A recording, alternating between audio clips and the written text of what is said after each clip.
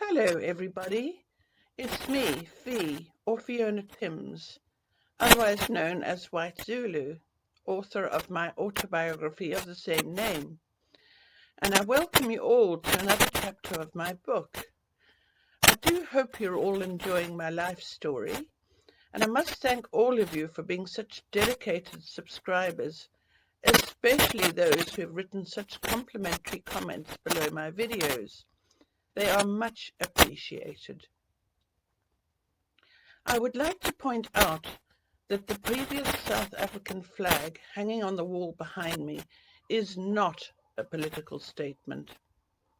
It is simply a piece of history in the background of my first 50 years of my life, being born and growing up in my beloved mother country, South Africa. My autobiography, White Zulu, is not a political commentary, and frankly describes my experiences of growing up with the Zulu tribe as my family. That flag is simply a piece of cloth signifying the history of South Africa. It was originally used by the Union of South Africa from 1928 to 1961, and later the Republic of South Africa until 1994. 1972. I turned 22 with no fanfare or celebration whatsoever. It was just another day.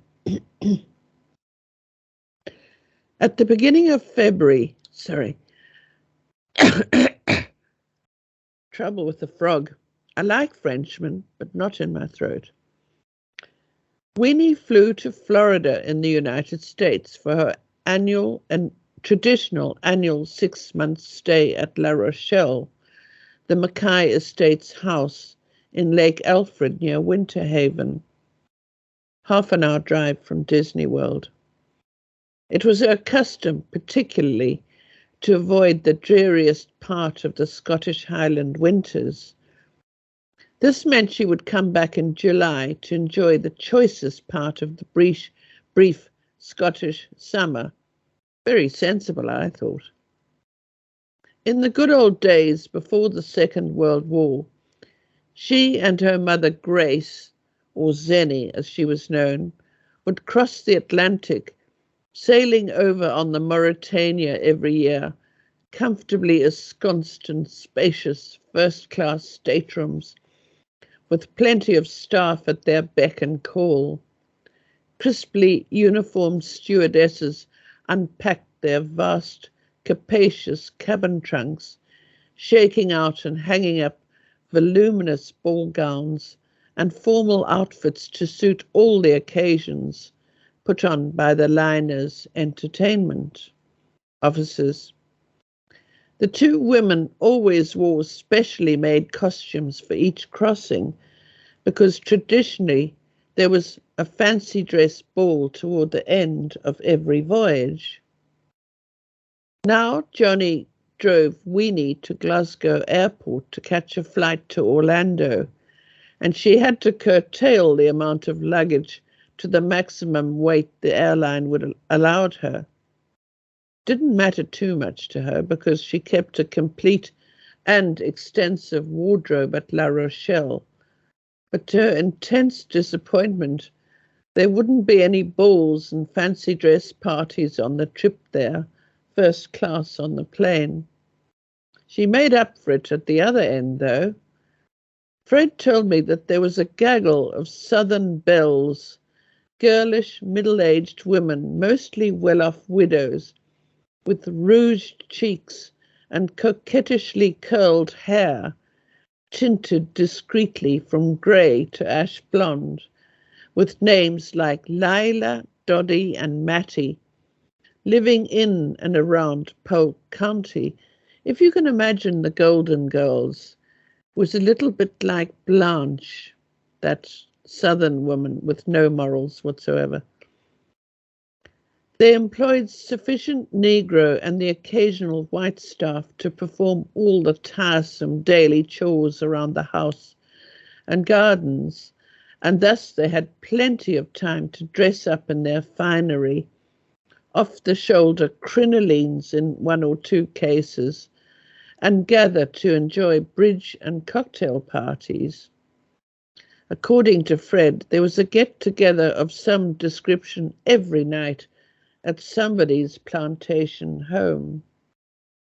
The girls arrived in massive, swaying, gas-guzzling automobiles, something like the Pontiac Dad had bought us in the 60s, and described with such names as Doddy's Little Runabout, and the martinis flowed like water.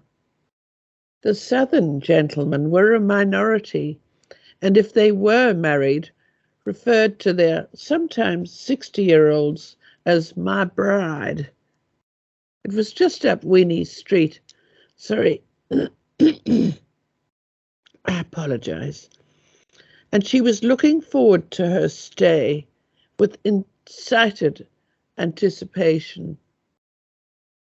Once she was at La Rochelle, she employed an American cook/companion to look after all her needs, and the estate had a permanent manager who fetched her from Orlando Airport and drove her around to do her shopping and to visit friends in the country. It sounded very inviting to me, and I felt quite envious of Weenie as she happily went about her travel plans, booking a taxi to take her into Oban to have her hair done and do her last-minute shopping, buying tins of oatcakes, real Scotch whisky, and proper Scottish shortbread, commodities which she couldn't get in the States.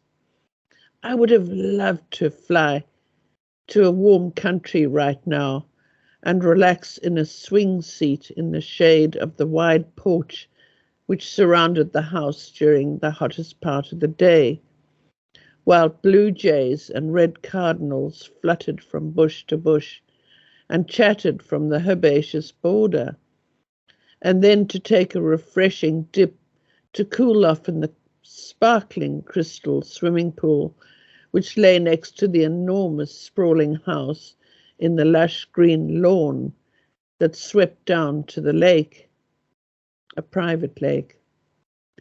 I'd only seen photos of the place, but it appeared to have a serene atmosphere of totally informal luxury, temperatures in the high 70s throughout the winter, and permanently blue skies.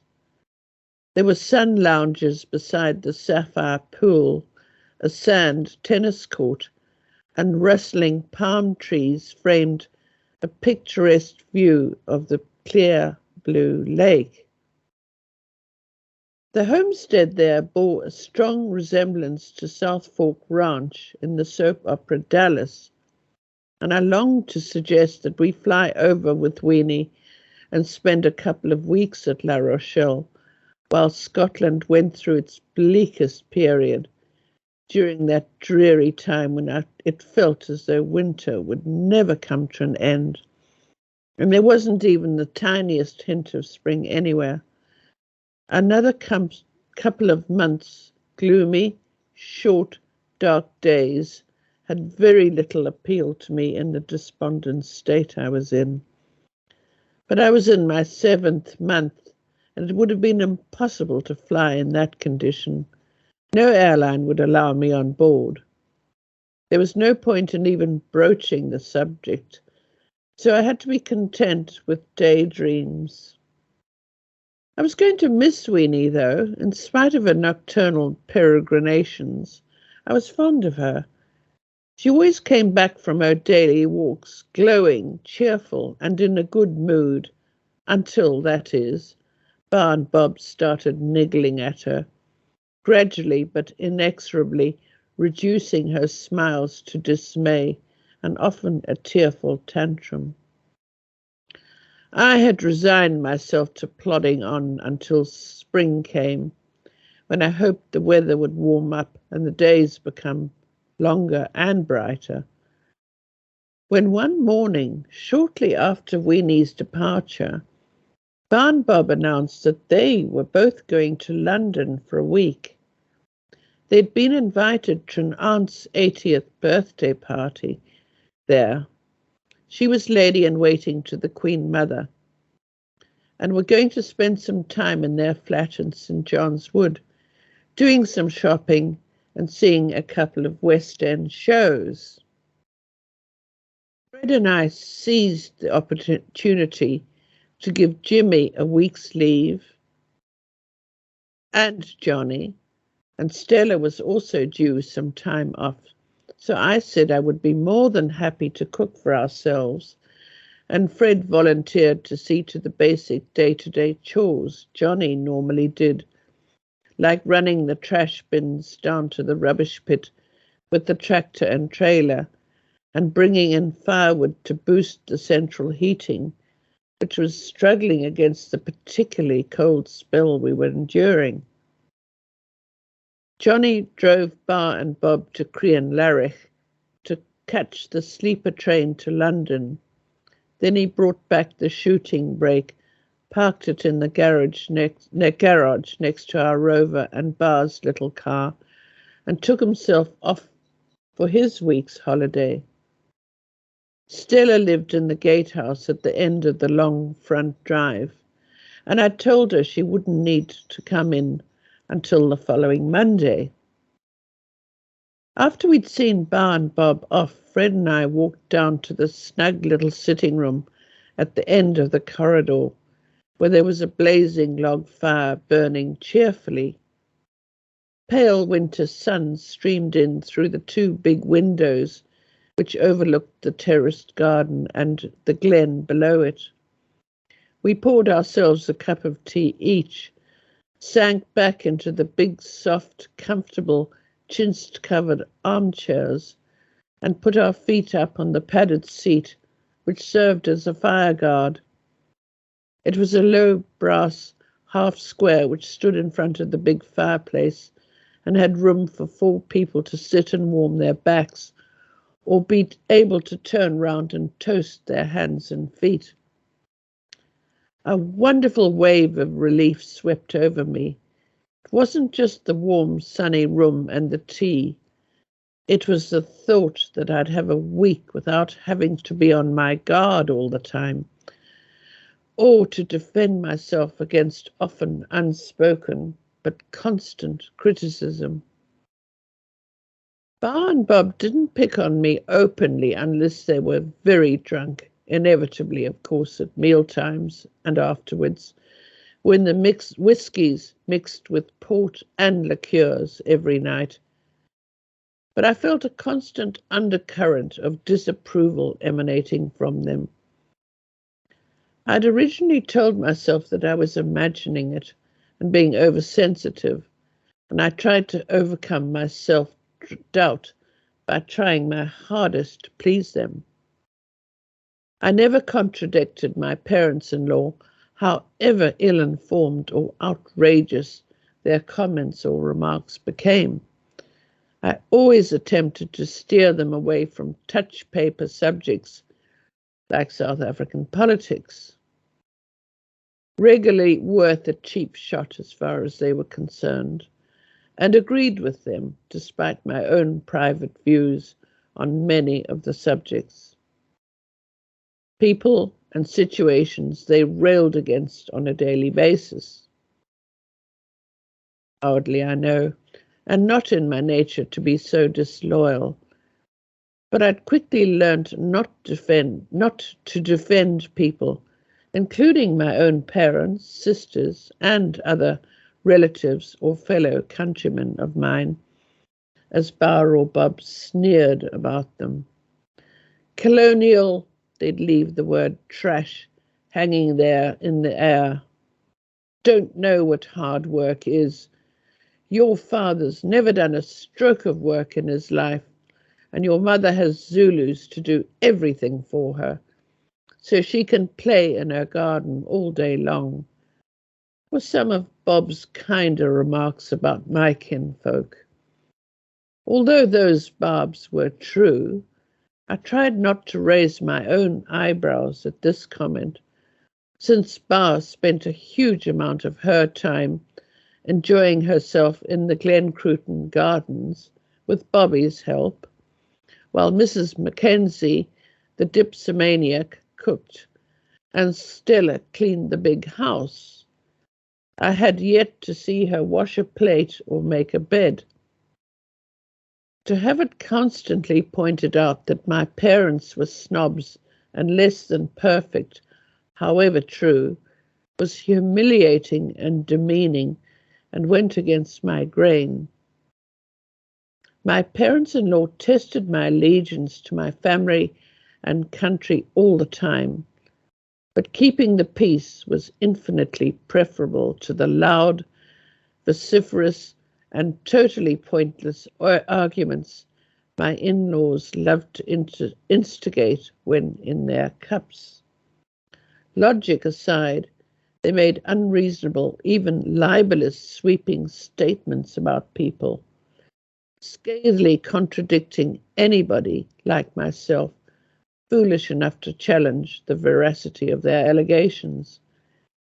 It was also wearisome, and I far preferred it when Bar and Bob ignored me completely, talking over my head as if I wasn't there. Fred and I lounged about the sitting room in a pleasant, idle trance all morning, and for our lunch we made toast in front of the fire. I went back to lie peacefully on our bed under an eiderdown for my afternoon rest, secure in the knowledge that our evenings for the next week would be pleasantly spent sitting in front of the telly, me in my dressing gown if I felt like it, eating scrambled eggs and bacon or soup and toast from trays on our laps. No dressing up and interminably uncomfortable meals for a week seemed a blissful thought to us both. I started to sleep so much better each night. I hadn't realized quite how much the constant, insidious undercurrent of tension that permeated my subconscious affected me. Even my dreams were pleasantly free of the frantic, fraught, panicky situations I found myself struggling against in my intermittent, restless dozes, which had taken the place of proper sleep ever since I'd arrived at Glencruitten. Nightmares were brought on by attacks of heartburn, as adrenaline pumped through my body, creating excess acid, which sat sourly in my stomach, already overcrowded by my growing baby, and I had to get up and tiptoe around so as not to disturb Fred, crunching Rennie's heartburn tablets and trying to calm myself in order to be able to eventually get back to sleep. Fred and I indulged ourselves with a delicious lie-in every morning. We could talk to each other now without being interrupted by Bar or contradicted by Bob, both of whom butted in, interfering even in our own private discussions, such as what type of pram to buy for the baby or which would be the safest car seat. Right up until now, I'd found it harder and harder to project into the future. I was afraid to look ahead, as I didn't relish what I saw my life developing into. I regained some of my natural ebullience and perked up enormously. I'd always had a naturally exhilarated attitude and had successfully adapted to even the worst situations with a lively and positive outlook.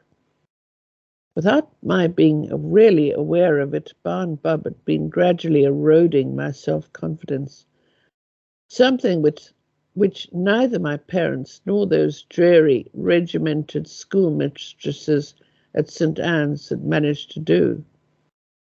Now I laughed with Fred and teased him affectionately. I played tug-of-war with Weenie's spaniel Grok, pulling him along, although he had all four paws braced against the frozen ground. He happily growled mock ferociously, his voice muffled by the thick, short piece of rope I'd found washed up by the tide on one of our beachcombing walks in Oban Bay. I know it pleased Fred immensely to see how quickly I'd shaken off the despondency I'd carried about with me like a dark, heavy cloak these past months, when I should have been growing more and more excited about the imminent birth of our baby, making plans for a nursery, and how it would change our lives to have our eagerly awaited new arrival finally there with us. We regained the affectionate intimacy we had enjoyed so much in Durban, when we'd done everything together and shared our deepest thoughts in every aspect of our lives, as happily married couples do.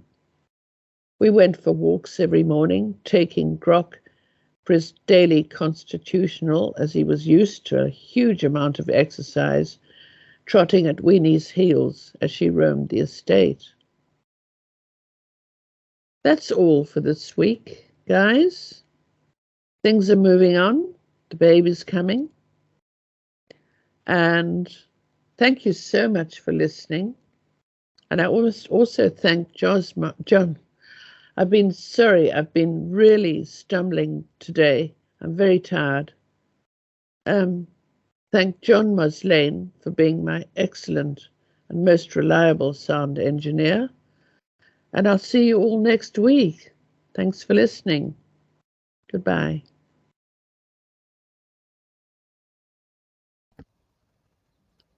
That is all for the time being, and there's more to come next week. I would like to thank John Muslane for putting aside his Friday afternoons to help me produce these videos. Without him, I could not do this. I would also like to thank Sean van Vuren for his sterling work in uploading my videos to my YouTube channel, adding the photos, as well as managing my channel so professionally. If you would like to know more about my other works, I have written 5 books in all, and each one is autobiographical. Please visit my website at www.whitezulubook.com, where you will find a lot more information as well as plenty of photographs. Thank you so much for listening. I hope you enjoyed my life story, and there is plenty more to come. A thumbnail photo will be attached each week, and thank you so much for all your support and all the very kind remarks you make in complimenting me on my work. I really appreciate it. Goodbye.